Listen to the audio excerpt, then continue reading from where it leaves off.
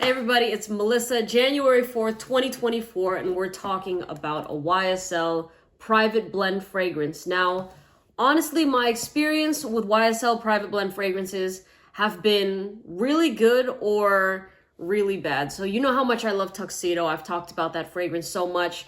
But then I tried, I think it's Kaftan and Kaban, and I was not rocking with those. One of them smelled like church pews. I think it was Kaftan, but this right here, I think it's pronounced Lavayere. At least that's Lavayere. I'm not sure exactly how to pronounce it, but this one is a banger, all right? As usual, I believe all of the private blends are marketed as unisex, but honestly, on first impression with this fragrance, it was much more feminine to me.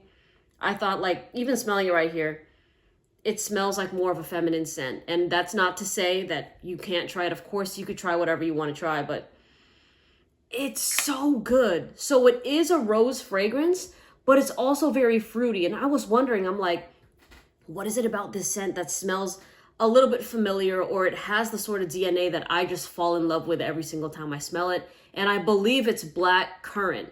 Like, black currant is present also in Meliora.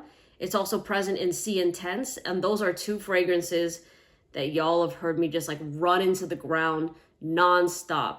But I don't find this to be that green of a fragrance. I know that people talk about the fig of this scent. I've gotten some followers that were like, oh yeah, like it's a nice green scent, but on me, no, it was very rosy and very just like black currant, and then there's like that musk dry down. I believe also in the base there's some, what is it? It's there's musk, but what's that note in, I'm smelling it right now. I know that I probably won't be able to pick it up, but just to kind of jog my memory, I think it's cashmere. Cashmere is that other note in there that kind of gives this a nice luxurious feel. I love that's something that I've noticed as of last month, is that whenever there's cashmere in a fragrance, it kind of takes the scent into this level of elegance that I really, really do enjoy. So Lavayere is so fire, y'all. So I wore this as my scent of the day the other day. And typically, I don't really pull for a lot of feminine fragrances myself, but I just found myself like going, damn, I smell like money. I smell good as hell right now, you know? So this fragrance is like, it's gonna be a great compliment getter. In fact, I let my sister wear it, and she smelled fantastic. She loved it. Her boyfriend enjoyed it as well. It's just a super likable fragrance that you really can't go wrong with. The only downside to it is going to be the fact that, oh, it's probably not complex enough. Or if you're somebody that loves these private blends and, you know, you're looking for something really unisex, you might be like, oh, dang, this is more feminine than I wanted. But other than that, this is a good fragrance. In terms of longevity, it actually kind of surprised me, because I only did, not the day that I did the full wear, but then the first time I applied it, which was like randomly on my arm, I did like a couple sprays of it, I still smelled it past midnight. So this fragrance was definitely pushing past 9 hours, and I was very impressed with that. In fact, I kind of want to throw it on right now. I might layer it with a little bit of something. Hold on. I'm only going to do, oh yeah, no, this one smells good. I thought I was only going to do like 2 sprays. And I swear to you, y'all, like this is not a sponsored video, by the way. I know whenever people see that, oh, I was gifted a fragrance, they're like, oh, of course she's going to love it. But trust me, that's not the case. I've been gifted a lot of things that I don't like, and I honestly tell y'all, and the videos are there to prove it. But this one, I really, really do like. So we're kind of neck and neck right now with the private blends. Tuxedo and Lavayere, my favorites. The other two, Kaban, Kaftan, I could care less about. I would never wear those. And honestly, I might say that I like this better than Tuxedo, just because even though I love Tuxedo, the way that it's kind of sat in my collection, the juice isn't how I really remember it.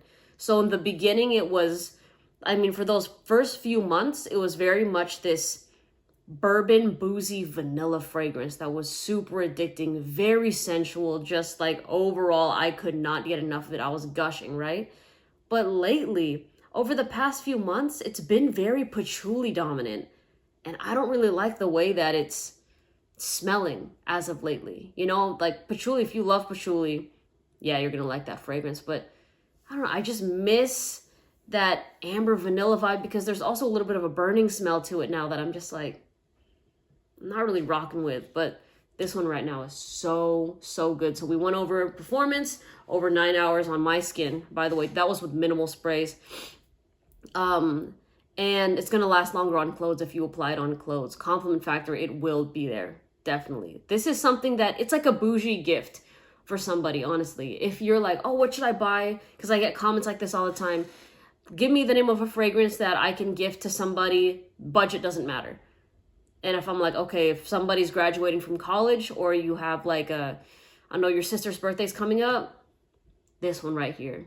This is gonna make her feel luxurious. It's gonna make her just feel like there's something beautifully feminine about this fragrance that works really well in warm weather. In case I didn't mention it, where I am right now, it's not cold, so I have not tested this in cold weather. When I'm talking longevity, I'm talking about like this doing well in like 68 degrees and up Fahrenheit, if you're in the United States.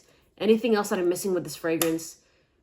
Well, the whole vibe of it is very much like, kind of like rich girl, oh, let's go out to brunch. She enjoys champagne. You know, she goes partying on boats. It's just like an effortlessly classy, just, it is what it is sort of fragrance, right? Like, it's not the type of scent that you wear to flex on anybody, but it's just like, oh yeah, I have it because that's just, I'm probably not describing this right, but it's giving me just, I don't want to say old money, right? Because some people, like, the description of that can be taken out of context.